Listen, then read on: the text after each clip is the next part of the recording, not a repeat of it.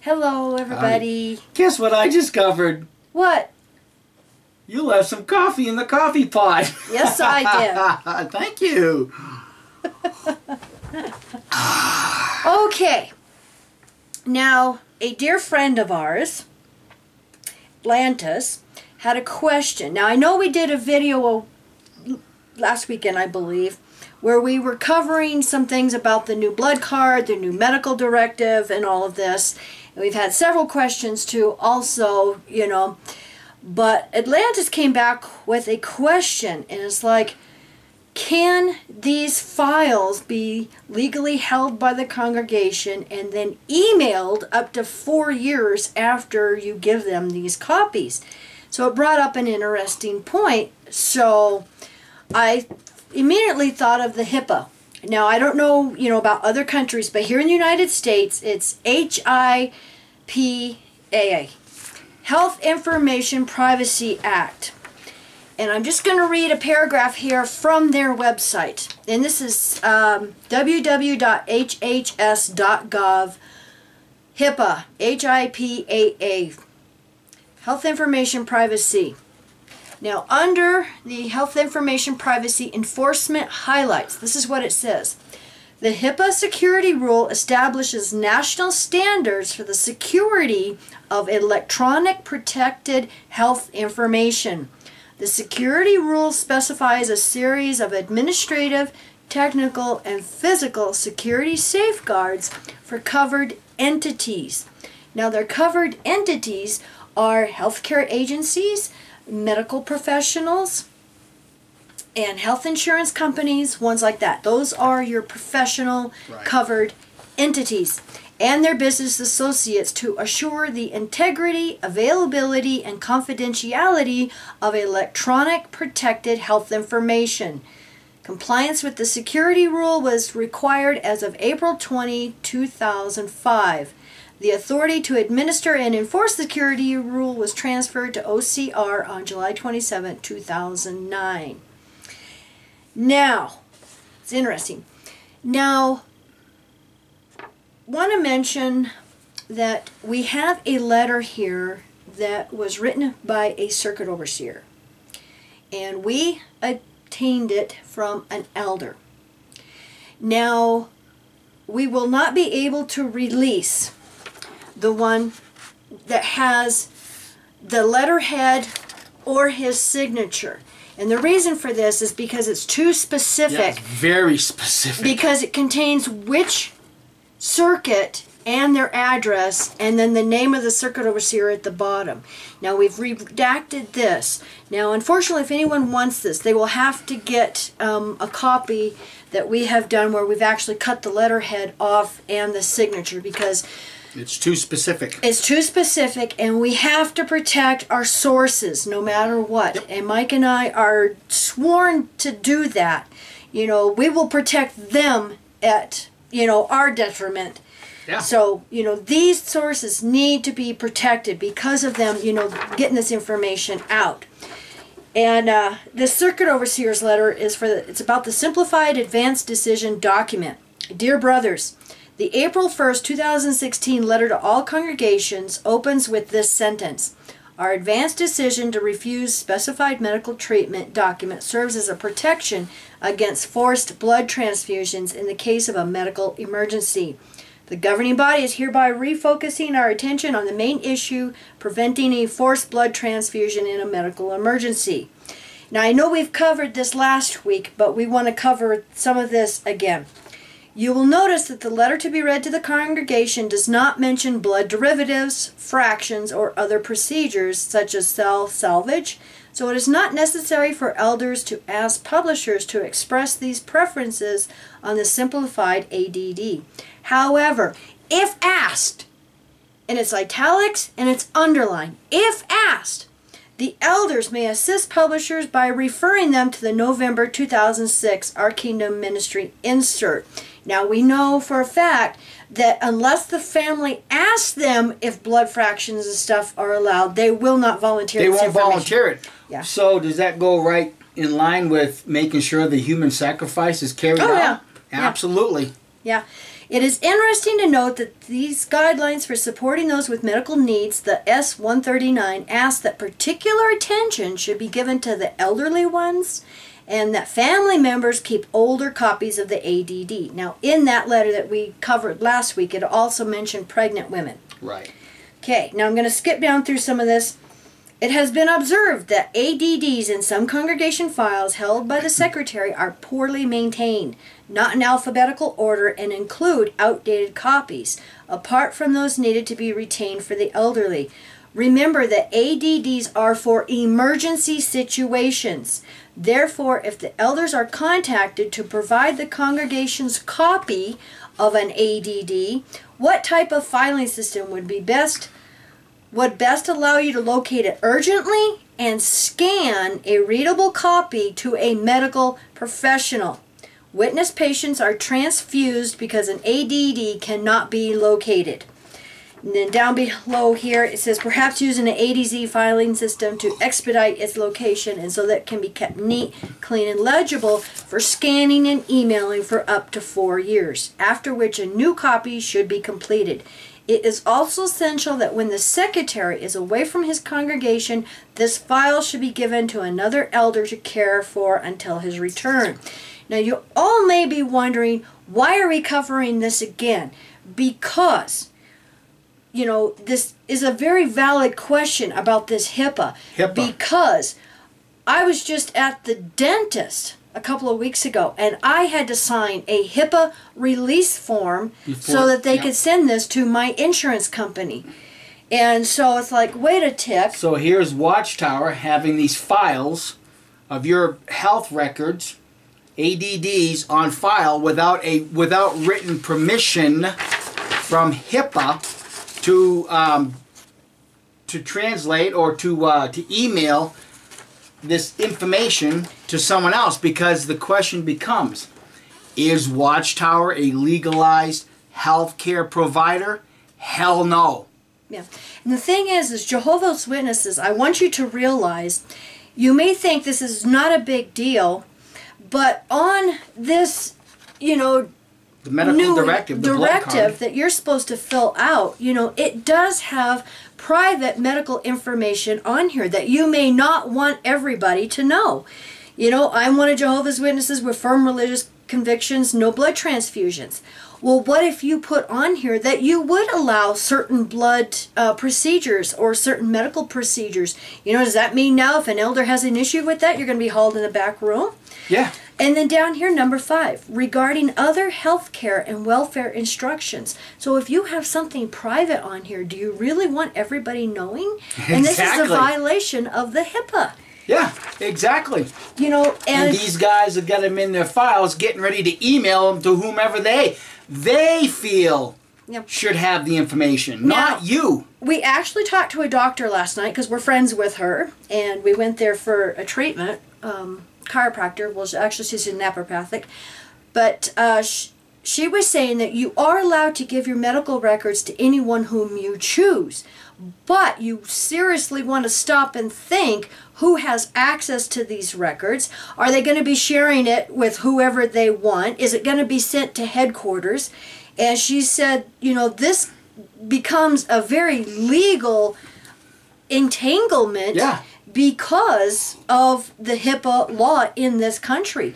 And even on, you know, this document here at the top, it says, I consent to my relevant medical records and the details of my condition being shared with the emergency contact below and or with members of the hospital liaison committee for Jehovah's Witnesses.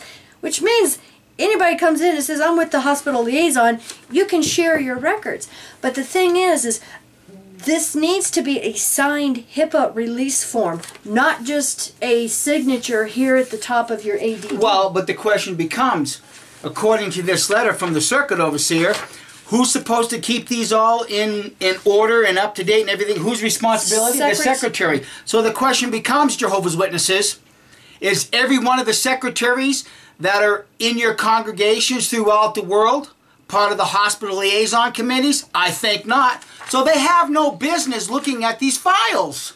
Yeah, and not only that, but if the elder, the secretary who has these files, is going on away, vacation, you know, if there's an emergency that arises, they're instructed to give it to another elder to hold on to. Which now, may not be part of the hospital liaison committee. Yeah, may not be entitled to your medical records. Right. And the thing is I remember when Mike was regular pioneering, and the service overseer of our congregation would carry these files in his van, and anybody could look at them. I witnessed it myself. There was a whole big box with everybody's files in there. Yeah. So, you know, if you have a specific medical problem, I don't know, maybe HIV or something like that, do you really want all of the elders and stuff access to your medical records? I think not. Something to think about. Now, I didn't quite understand all of this HIPAA information. So, we went my to trusty our brain, trusty friend who's the brain. Let's see, Watergate guy, formerly known as Deep Throat. Yeah. He's probably one of the smartest, logically thinking people that I know, and it's really been an absolute pleasure working with you for these several years doing this. So thank you so much. When we guy. when we need extra brain power, yes, or I don't quite understand something, I sent him this question from Atlantis, along with the circuit overseer's letter. And some along with things. all this information. And he come back with this. So thank you, sweetie, yes, for the research you did in helping us, and the comments, because he even put his comments in here and his take on this. So I'm going to go ahead and read. Do you need your glasses? No, actually, this is big enough for me to read. So this is actually a 2-page response back in response to all of our concerns, or at least what should be Jehovah's Witness concerns, because being an ex-member, I don't give a crap about this. But for Watchtower Bible Tract Society, you're putting yourself in a very precarious position right now, because you're not legalized healthcare providers, and you're holding on to information in your files that not everybody really wants to have exposed. Yeah. So he's got information from the HIPAA website on here, along with comments and some other information. So Mikey will just read all of this. As is typical for Watchtower, they are now assuming illegally the role of a healthcare provider by requiring JWs to file their ADD with the congregation secretary. As we know, these congregation files are generally not secured. So in addition to the elders assuming the role that they have no legal right to assume, a professional healthcare provider, doctor, etc., they are also potentially opening up a person's private information to abuse. Please note that permission by Jehovah's Witnesses must be given to the elders for them to release any information. Nowhere in the CO letter or the body of elders, letter to the body of elders, does he instruct elders to get written permission from a JW. The elders are simply assuming a responsibility they do not legally have and are acting as a health care provider. Did you notice that the main focus of the body of elder letter? It is not on what's best for the JW patient in saving their life. No, the focus is on making sure Watchtower rules, idiotic blood mandates are enforced. Not once does the letter discuss the needs of the JW patient. Now he adds, this is what he found from HIPAA. Let's see. Yeah. And he asked the question first, what happens if you want to share health information with a family member or a friend? HIPAA requires most doctors, nurses, hospitals, nursing homes, and other health care providers to protect the privacy of your health care information. However, if you don't object, a healthcare provider or health plan may share relevant information with family members or individuals involved in your healthcare or payment for your healthcare in certain circumstances. See, if you don't object. Now, when your healthcare information can be shared. Under HIPAA, your healthcare provider may That's your doctor. That's your doctor. May provide your information face-to-face, over the phone, or in writing. A healthcare provider or health plan may share relevant information if you give your provider or plan permission to share the information. A signed release form. That's right. You are present and do not object to the sharing of the information. You are not present and the provider determines based on professional judgment. This is your doctor now, not some others. Not Watchtower, not your secretary. Okay, professional judgment that it's in your best interest. Well, we all know that the best interest of Watchtower is to let the poor JW die while refusing blood, legalizing human sacrifice in this 21st century. Probably don't have to read the examples because they just give examples like discussing the bill with your daughter if she's going to be paying it. You know, right. Those examples. HIPAA also allows healthcare providers to give prescription drugs, medical supplies, x-rays, and other healthcare items to family members, friends, or persons you send to pick them up. Okay, so that's just more basic rules from HIPAA that Watchtower. But it says providers. Providers, not a religious entity. Okay. He goes on, quoting again from some of the HIPAA stuff, basic principle, a major purpose for the privacy rule is to define and limit the circumstances in which an individual's protected health information may be used or disclosed by covered entities. A covered entity may not use or disclose protected health information except either one, as the privacy rules permit or requires, which would be signing a release form. 2, as the individual who is the subject of the information or the individual's personal representative, which would be like a family member. Like a family member, which is on your medical directive card. It doesn't authorize Watchtower secretary to do that, or the person that acts as secretary when the secretary is out of town.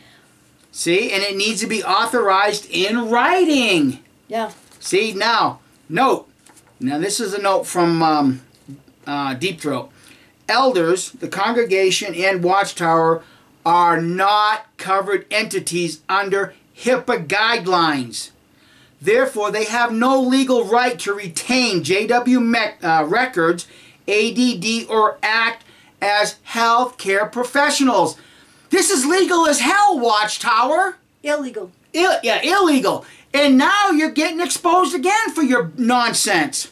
Okay? I love it how he wrote this in all great big fonts about this big. Exactly. You're not a healthcare provider, Watchtower, so you got no legal right keeping these in your filing cabinets. That any Tom, Dick, and monkey can go into the file and get. Exactly. You know, we just did a video exposing 2 elders that have mental health care issues. One that was abused and the other one admitted that he's got PTSD. Do you really want elders like that looking at your file?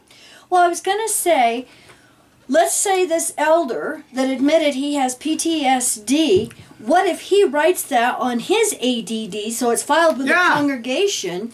You know, does he really want the entire congregation or just anybody they feel they can tell this information to, you know, to know this? Well, but here's what somebody might argue.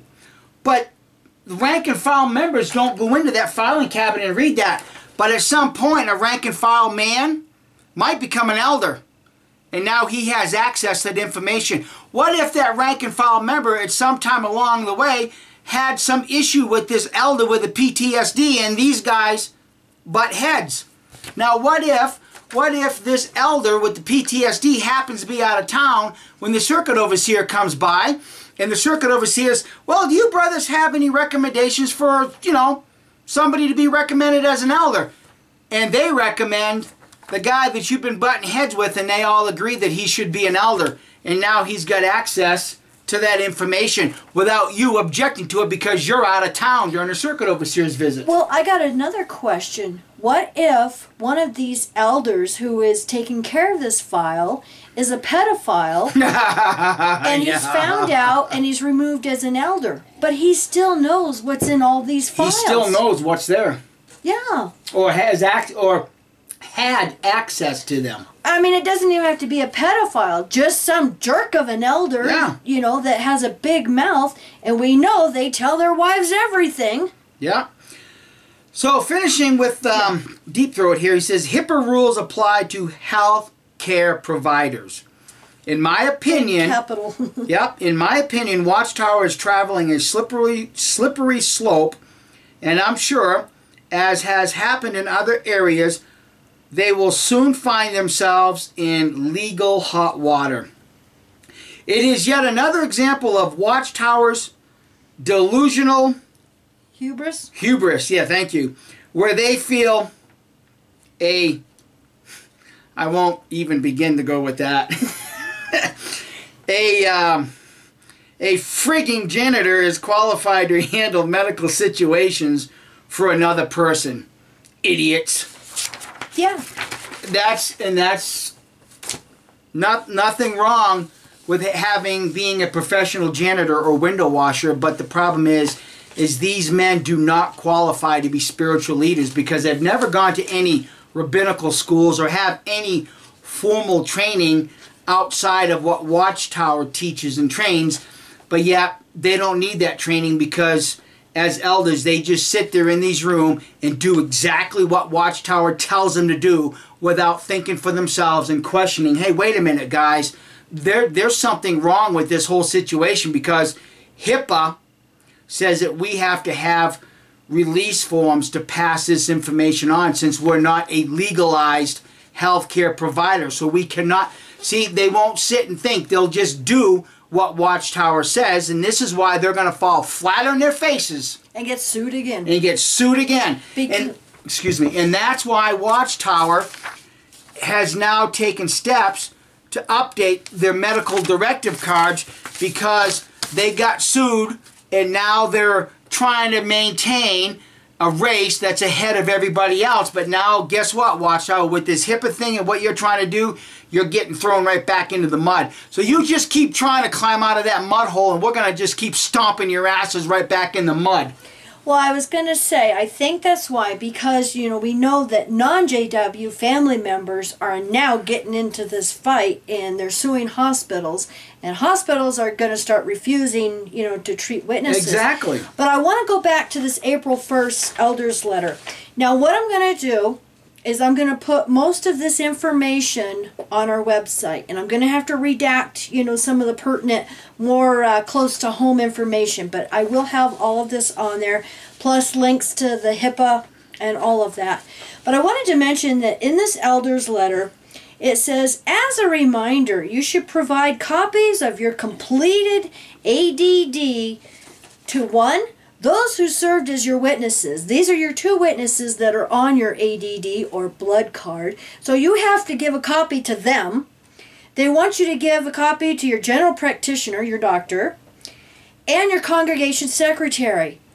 So that's at least 4 people right there. And that's not counting who in the world they're going to, you know, blab if there's something personal on your ADD. Yeah. You know, and the thing is if you decide you want to have fractions or other medical procedures that some witnesses may feel goes against their conscience, yeah, are they going to be harassing you now and trying to talk you out of changing your conscience? Yeah. How do you know that one of the witnesses that see you sign this, how do you know that their conscience will not permit them to take blood fractions? Oh, but wait a minute.